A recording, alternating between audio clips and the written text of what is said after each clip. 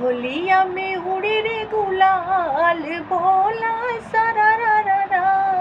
होलिया में उड़े रे गुलाल बोला सारा रा रा रा। शंकर बाबा डमरू बजावे, शंकर बाबा डमरू बजावे। गौरा जी नाचे सारी रात बोला सारा रा रा रा। गौरा जी नाचे सारी रात बोला सारा रा रा रा। कृष्ण जी जे बंसी बजावे, कृष्ण जी जे बंसी बजावे।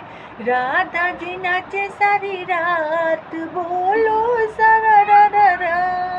होलिया में उड़े रे गुलाल बोलो सारा रा रा रा।